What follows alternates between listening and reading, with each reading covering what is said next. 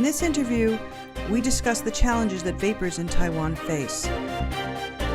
We speak with Taiwan's only consumer tobacco harm reduction advocate, Danny Wang, about his advocacy and his journey to help smokers in Taiwan.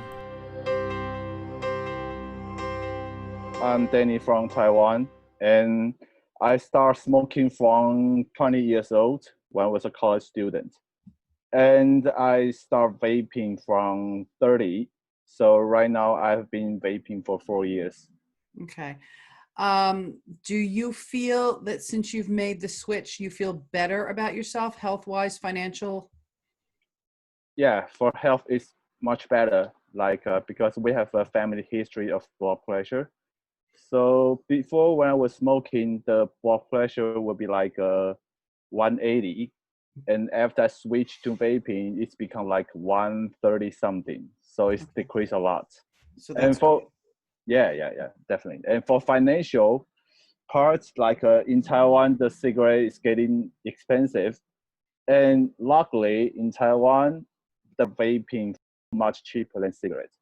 What made you decide to get involved with advocacy in Taiwan? So if you could briefly explain that. Yeah, from about 3 years ago, I do the exhibition industry. So I contact with the foreign vaping industry. So at that time, I just, there's a chance I can join the Taiwan vape industry. So at that time, I joined the industry. And I remember it's 2017, our government announced going to totally ban vaping products. So that's how I started to do the advocacy. And after one and a half year, I left the industry. So right now I just keep doing my advocacy about tobacco harm reduction. Okay, in Taiwan, what is the smoking rate, especially among people in their 20s and 30s versus the vaping rate? Yeah, for smoking rates, our government has the document. Let's say in 2080, it's about 13%. Yeah. So the smoking rate is 13% in Taiwan, as you've just told me. Yeah. How does Taiwan view tobacco harm reduction or the use of alternative products for nicotine consumption?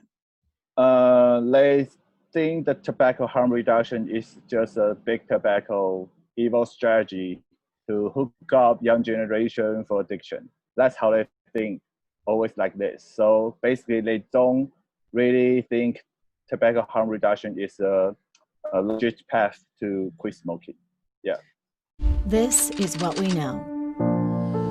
In the next hour, tobacco will kill nearly 150 people in WHO's Southeast Asia region.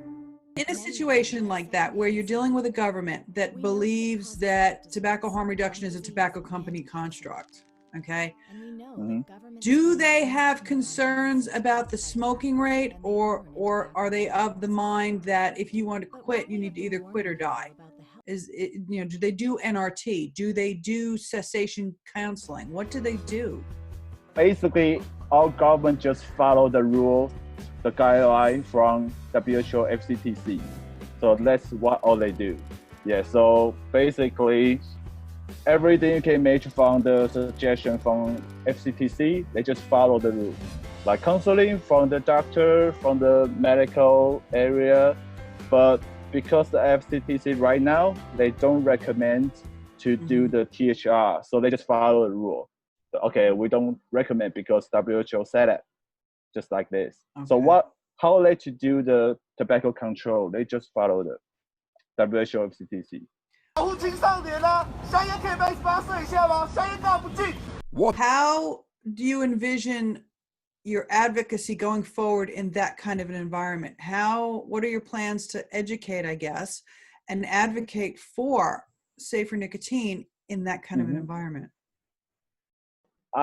Since I do this advocacy alone in Taiwan, so to be honest, I'm so lack of resource. So the mainly way I to do the advocacy is internet, Facebook, and my own website, and I do the letter writing, and just everything I can imagine. I just go for it, or I just educate on the online forum to discuss with the people on the internet. Yeah. So yeah, I can remember when I started do this.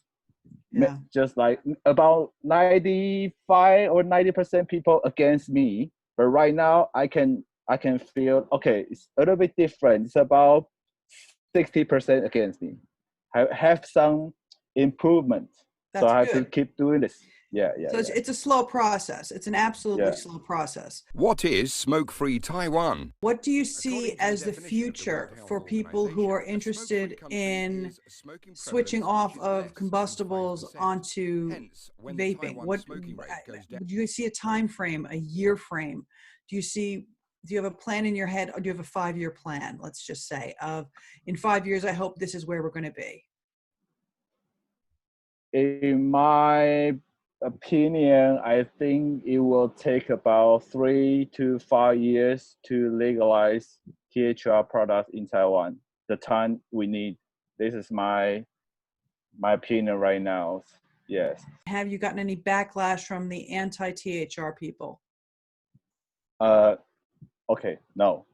Because that's good. Yeah, that's the reason I keep requesting to the government, say, okay, you said there's an expert meeting, so the THR experts should join the meeting, but it's not happening at this time. So that's the most important thing I am asking our government right now. So okay, it's too controversial. So we have some discussion. So let's do some public hearing, so we can find the anti-par and pro-par. Just we discuss on the media to the public, but they don't want to do it. Yeah. Okay, welcome back to Shanghai Way Expo. Right now we're at the booth Taiwan. 你们是从台湾过来对不对啊？是的，我们是从台湾过来。 How many vapors are there in Taiwan? How to say that? 0.5 millions or 0.6 millions people. All right, so 500,000 or 600,000 people. Yeah, but that's before the Everly incident.